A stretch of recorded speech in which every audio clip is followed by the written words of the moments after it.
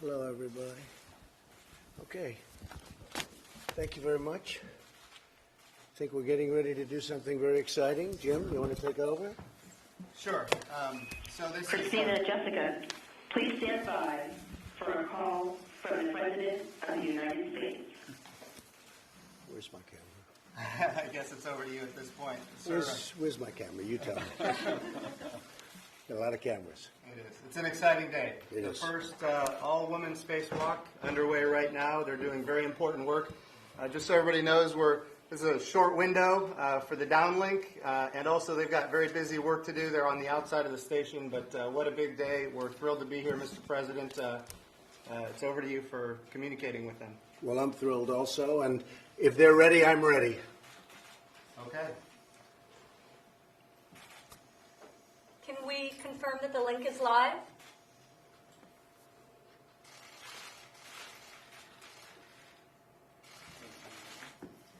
So the link is live. The link is live. They are listening. They're on the outside of the space station. Station, this is President Donald Trump. Do you hear me?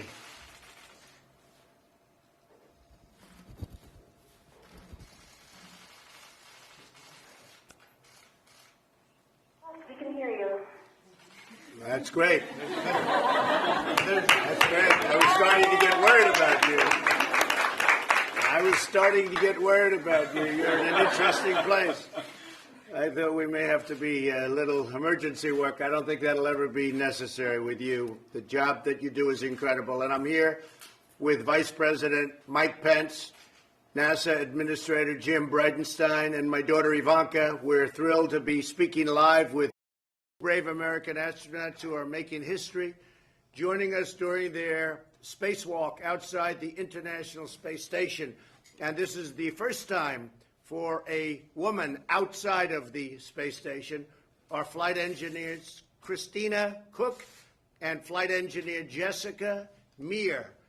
And I just want to congratulate you. What you do is incredible. You're very brave people. I don't think I want to do it. I must tell you that. But you are amazing people. They're conducting the first ever female spacewalk to replace an exterior part of the space station. They're doing some work, and they're doing it in a very high altitude, an altitude that very few people will ever see. Congratulations, Christina and Jessica, on this historic event. This is truly historic, and you're right now on television all over the world, so don't get nervous.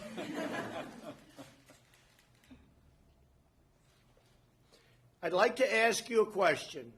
What would you like to tell everyone listening and watching today, especially young women who are interested in space? There's about a 4 or 5 second delay. Ah, okay. Well, thank you. First of all, we don't want to take too much credit because there have been many other female spacewalkers before us.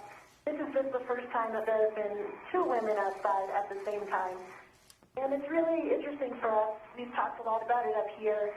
For us, this is really just us doing our job. It's something we've been training for 6 years and preparing for. And so it didn't really, for us, it's just coming out here and doing our job today. We were the crew that was tasked with this assignment. At the same time, we recognize that it is an historic achievement. And we do, of course, want to give credit to all those that came before us. There's been a long line of female scientists, explorers, engineers, and astronauts, and we have followed in their footsteps to get us where we are today. We hope that we can provide an inspiration to everybody, not only women, but to everybody that has a dream, that has a big dream, and that is willing to work hard to make that dream come true. Something that all of us that have made our way up here have done all throughout our lives. And I can tell you, the hard work certainly did pay off. I've only been up here a few weeks, actually about 3 weeks I've been in space, and this is my first flight and my very first spacewalk. So it is a pretty incredible feeling, I'm sure you can all imagine, and it's one that I will never forget. I'm extremely fortunate to be sharing this moment with Christina Cook, who's not only my colleague, but also a very, very close and dear friend. So it's really our honor to be out here working today and to be representing whatever it is that's significant to whatever individuals desires, and hearts. Thank you. Well, Christina and Jessica, I would like to, if I could, just thank you. Jessica, I know that you've been doing this and you've been working hard. And Christina, I've studied your resume. It's really incredible what you've done, what you've both done. Your lives have been incredible, and now you're in a place very few people will ever get that experience. You're doing an incredible job. This is a first step because we're going to the moon and then we're going to Mars. We're launching from the moon, most likely. They seem to think that's the best way of doing it, Jim.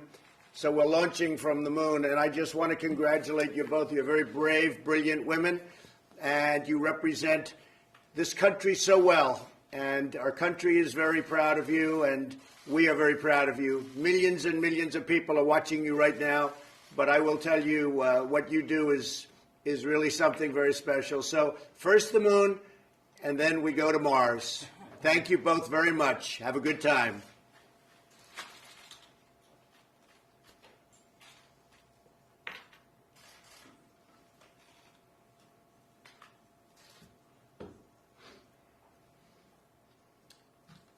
I'm wondering if we might have lost the link at this I point. don't know. Maybe they didn't like my message.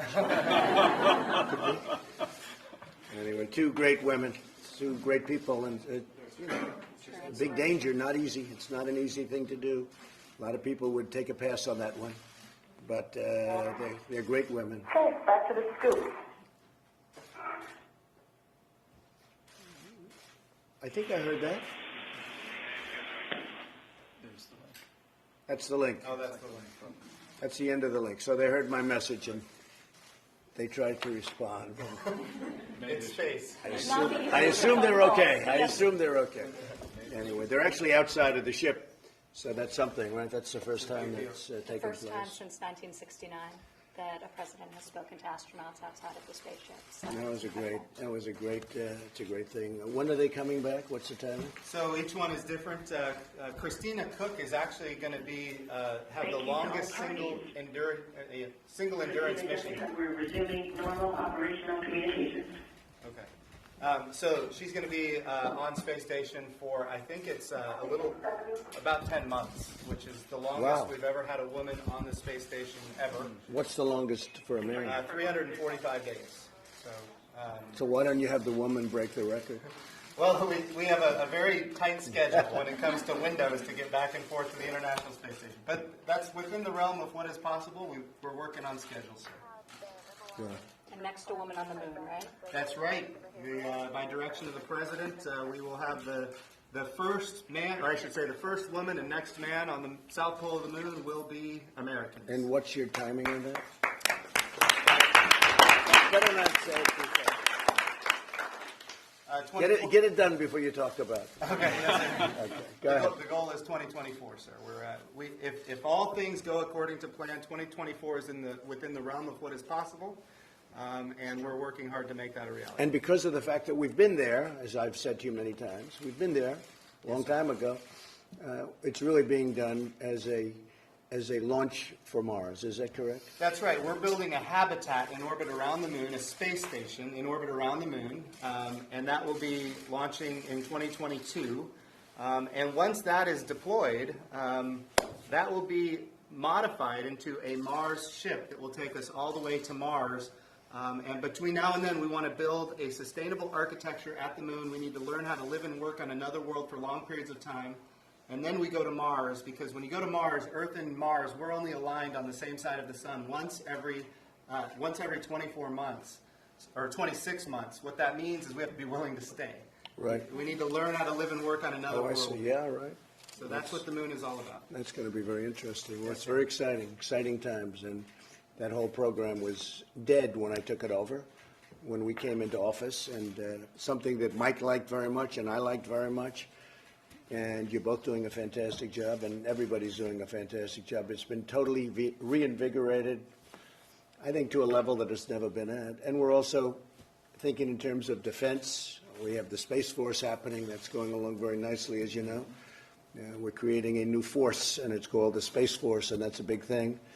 And that'll be working along very closely with you. So that's beyond going to the moon and Mars. That's also defense of our nation.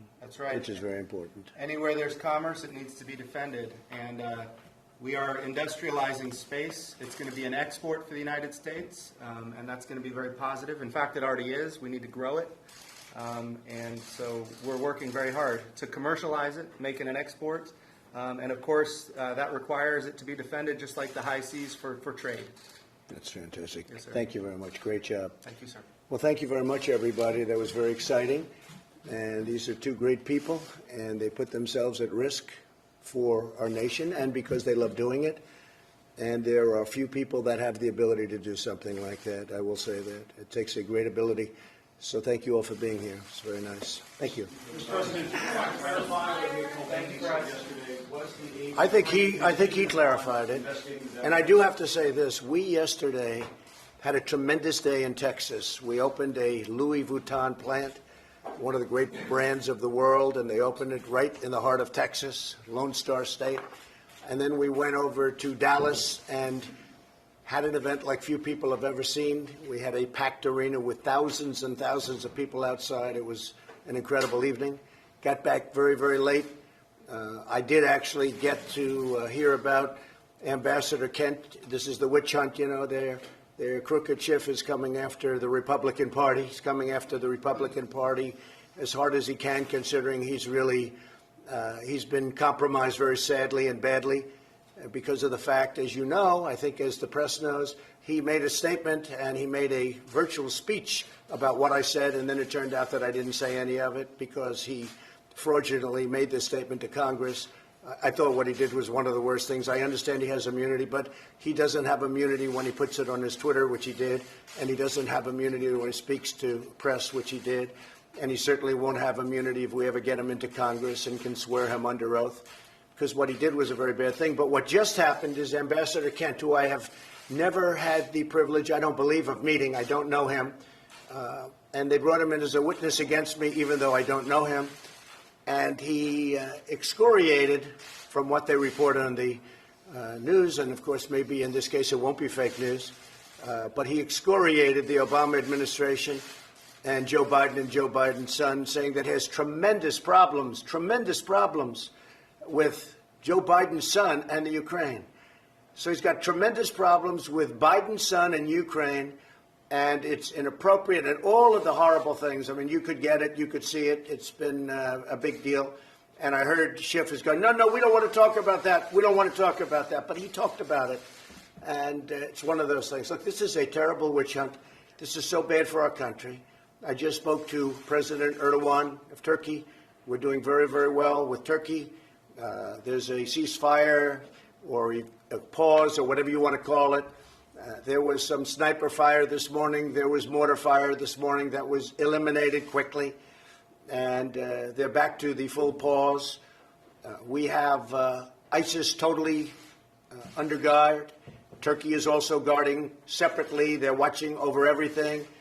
So you have the Kurds who we're dealing with and are very happy about the way things are going, I must say, the Kurds. And you also have the Turks watching, just secondarily watching. So we have ISIS under control.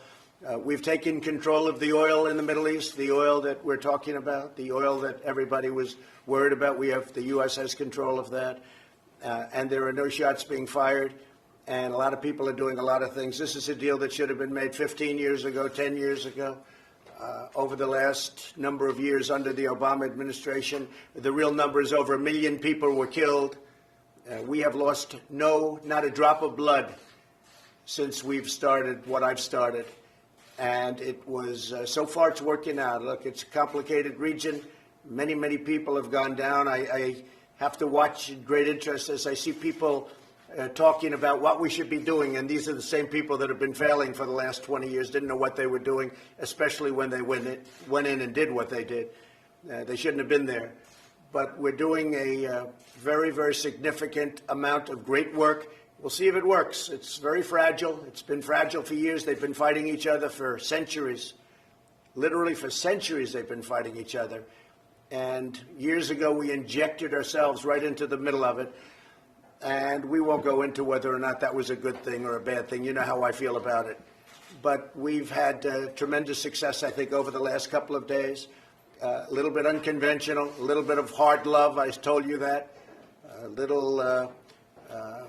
It was a lot of pain for a couple of days, and sometimes you have to go through some pain before you can get a good solution. But the Kurds are very happy about it. President Erdogan in Turkey is satisfied with it, and we are in a very strong position. We are also in a position where we can put tremendous, powerful sanctions on Turkey or whoever else we want to. Our country is a financially much stronger country than when I took it over. China would have been right now the strongest economy in the world, the #1 economy in the world.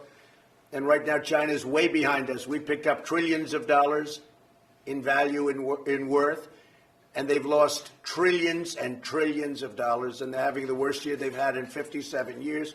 With that being said, we're working with China very well. We've done, subject to getting it signed, and I think it will get signed quite easily, hopefully by the summit in Chile, where President Xi and I will both be. But a lot of good things are happening. Our farmers are taken care of. Our bankers and our financial services are going to have access, the likes of which they've never had, to the largest or second largest, depending on your definitions, about 1.4 billion people population, whether it's India or China. They're pretty close. And we've done some great things. So but I just want to say, I want to thank the people of Dallas and the people of Fort Worth and the people of Texas, because yesterday was incredible. I want to thank Bernard Arnault, one of the great businessmen of the world, for agreeing to do something that was a first. He's built this incredible plant right in our great state of Texas, and they're going to make super luxury and super product. They have already started. It's opened, a big investment, and we're very proud of it. That was done with me and with the election, even prior to the election. I said, you have to open up a plant someplace in the United States.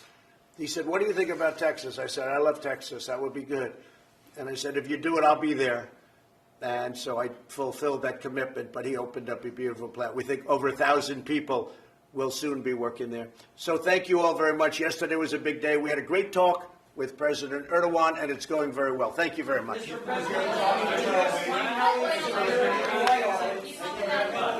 is it appropriate for you to have the G7